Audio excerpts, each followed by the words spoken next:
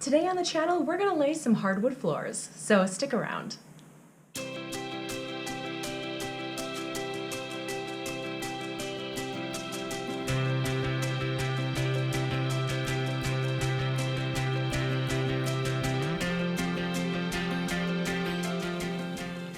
Hey there everybody, welcome. I'm Rachel from PencilStash. This is a weekly show about adult coloring, colored pencils, tips, and tricks.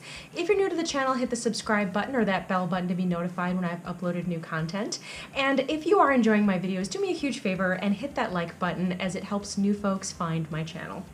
So as I said before, we are going to be laying some hardwood floors today, and there's going to be no back-breaking work involved. We are going to be adding hardwood floors to a page that basically has a blank slate for the floor. So I thought it'd be really nice to warm this page up and add some of those hardwood floors. So we're going to do the floors and the walls. So let's head over to my desk and we'll get started. Hey there, today we are going to be doing a small portion of this page. This page is adorable. It's from Romantic Country's Third Tale, and it is of a dragon egg scene. It's so cute. There's like a little cauldron here in the middle to kind of warm up the eggs and help them hatch. There's a fire right in the middle of the floor. Not gonna say that's the safest thing in the world, but it's magic, so who knows.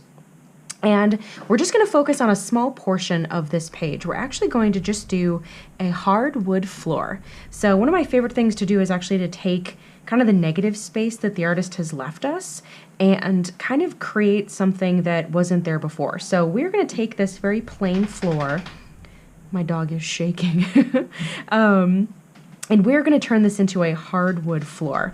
So the very first thing that we are going to do is we're going to take a pencil and a ruler, and we're going to create our lines. And the pencil, you just kind of want to, have just really nice light lines. And because one of the things that we're going to need is our planks, and you can kind of use this like back wall line here to kind of start your first line. And I'm going to have maybe like just a little bit less than ½ an inch wide planks. So just really, really lightly. Make sure that you have your horizontal lines here, and don't worry about them being too perfect, because we actually don't want them too perfect, because nothing about these romantic country books is perfect. It's all kind of very whimsical, and there really isn't a lot of straight lines. So we are going to make straight lines with our pencil, but when we actually go back in with our colors, we are not going to have many straight lines. So these are just a guide, and then we'll actually go in with our colored pencils and we're going to make them look a little bit more true to the artist's style. But again, these are just for our guidelines. Forget that little corner over there. Now, one of the other things about hardwood floors is that they're not just all wide boards. They also have the vertical lines to kind of separate the planks, and they're very, very staggered. So you really do not want too much straight lines. They're not in a brick pattern. So we are just going to create some lines here.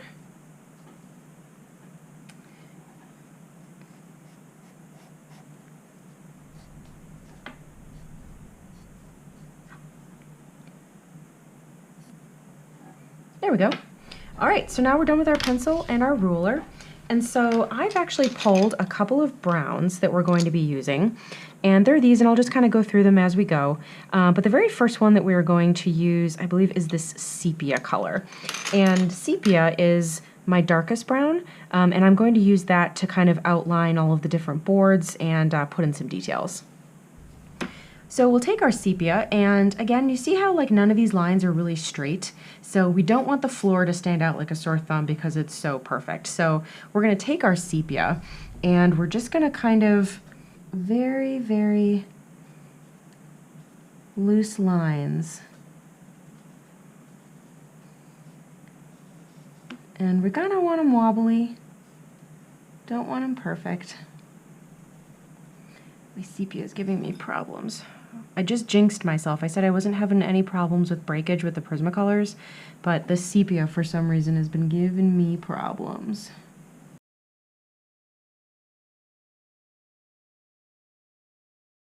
Okay, because this is giving me problems, we're going to switch.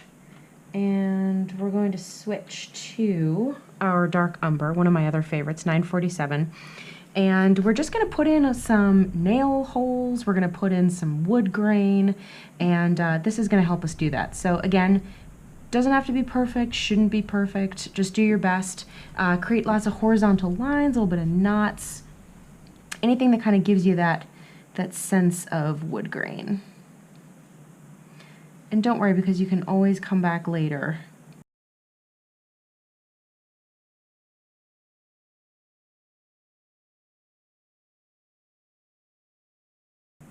We get them all? All right, I think I got them all. Okay, so we'll go back in and we'll just kind of add, again, some of those wood grain lines.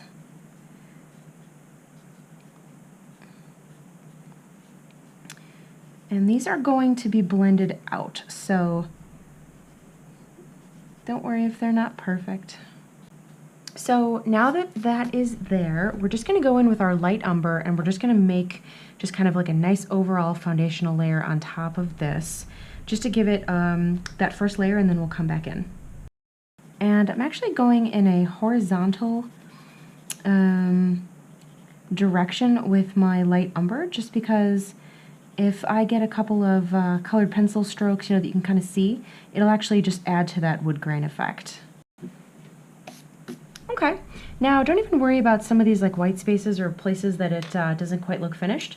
That's actually a good thing, because we're actually going to go back in a little bit later with a little trick. So don't even worry about that. And now we're going to take our dark brown, our 946, and we are going to just put in a couple of places where it would be shadowed. So we're going to go back here kind of in the corner, make it a little bit darker. I'm not even going to worry about the reflection here or the heat glow from the fire, because it's in the middle of the floor, so all physics and logic kind of goes out the window.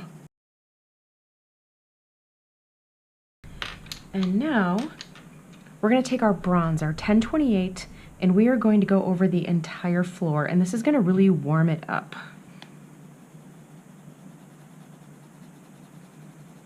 And it's also going to fill in all of those white spaces that we may have left with our light umber.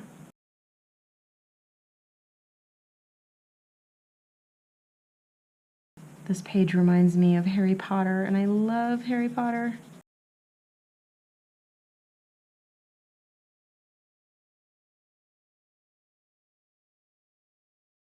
See how that just kind of warms up the wood tones? This bronze has been a very hard-working color for me. It's definitely one of my favorites.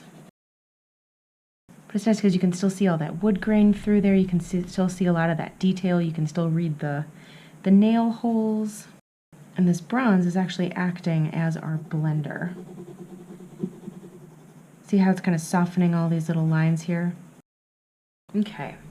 So our sepia lines have kind of disappeared a little bit, so I'm actually going to go in with my dark umber, and I'm just going to go over a couple of them that have kind of disappeared a little bit more than I wanted them to. And again, try not to be perfect. We'll just add to the effect. All right, see? Kind of like how that brought back a little bit of the board lines there. And just fill in a couple more of these little white spots that I missed. And there you have it. We have a hardwood floor where there wasn't one before. So the other part of our tutorial today, and the final part, is actually going to be the paneling down here, the wainscoting, as well as the wall. So this is the last part, and then we'll probably get back to this page one of these days. And so let's start here on the wainscoting. And we are going to use lime peel, and this is 1005. And we're just going to sort of give a little bit of highlight with this, kind of where we think that the light would hit it the most, but this is just going to be our highlight color. So we'll start here on the panel.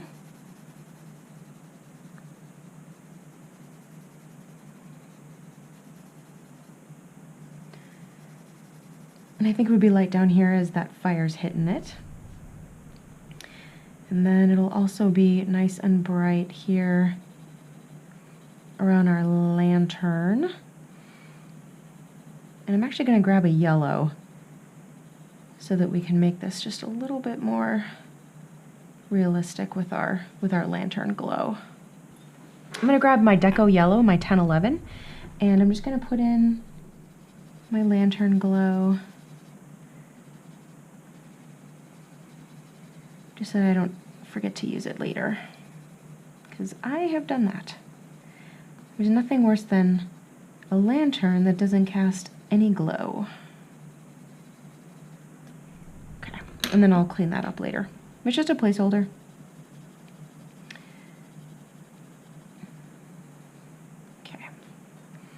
Okay.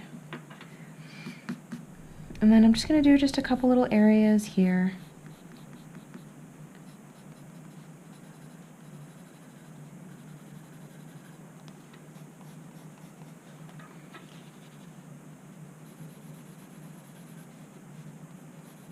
Okay. And now we're actually going to go to our darkest color that we'll be using, this olive green 911, and we're going to do kind of the areas that I think that will be in the most shadow.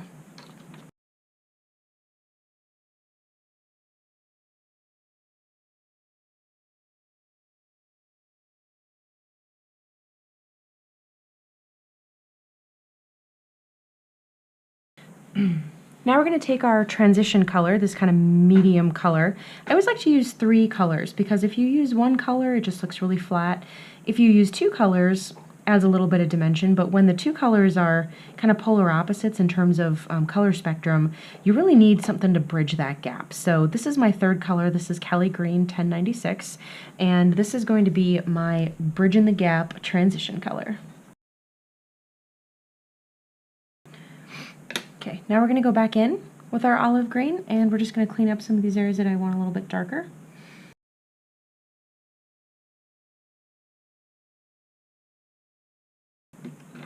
Now we're going to go back to lime peel. I'm just going to clean up some more areas here.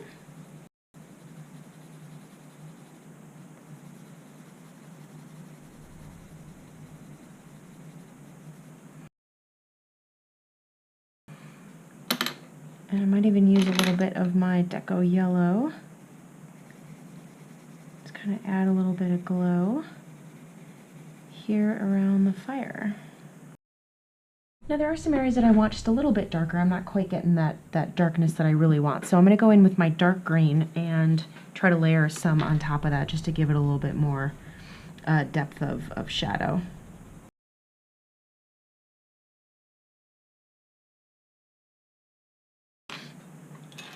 Okay, so I was able to definitely get the color green that I wanted, but again, just in terms of darks, I'm going to use my Espresso 1099 to get just a little bit darker.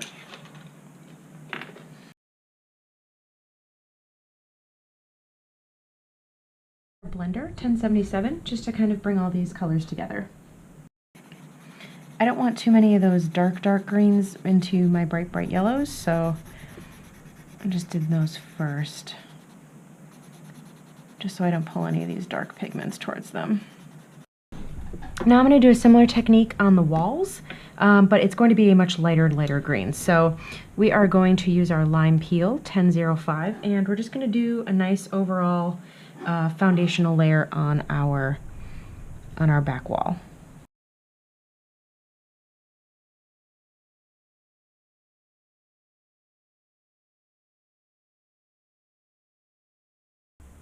Okay, so now that our foundational layer is done, it is bright and hideous. So we're going to downplay that with some of this Prussian green. And to start, we're just kind of going to go around the edges.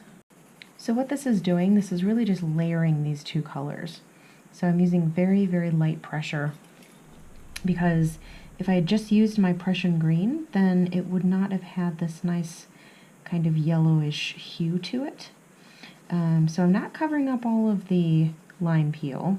I'm covering up a good portion, but I really wanted a lot of the wall to be very bright, kind of like that acid green that kind of reminds me of like Halloween, or even that kind of Harry Potter theme. So we're just kind of layering, and even though we are using quite a lot of this Prussian green over our lime peel, that lime peel is still absolutely peeking through and giving our Prussian green a lime peel tint. Now we're going to take Marine Green 988 and do kind of the same thing. Add a little bit of a darker layer just right around some of these window frames. We want this room to be just a bit dingy. Okay, now we're going to take our blender and we are going to blend all of these together. And I'm very careful with my blender to go in the direction that I want to pull the pigment. So like here, I kind of wanted to pull it towards the wall, so I'm using these kinds of strokes to sort of make sure that that's all going in the direction that I want. All right, just a couple areas of cleanup. I'm going to take my marine green and just kind of go over a couple little areas. If you don't press too hard with your blender, you can absolutely go back in and just kind of manipulate some of your page here, but again, you have to be careful with your blender, otherwise you'll burnish the paper.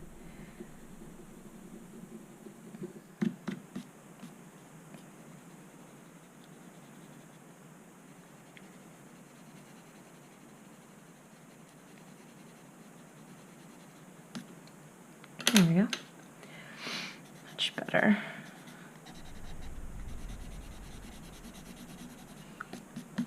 All right.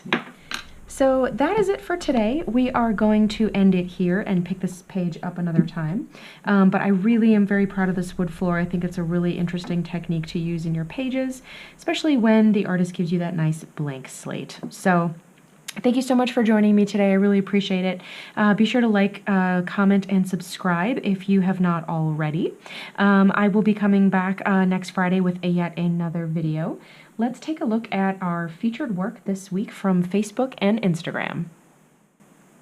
If you'd like to be featured here as well in one of my future videos, you can do so in one of two ways. You can submit your work via Instagram. You can post with the hashtag PencilStash and I will find you.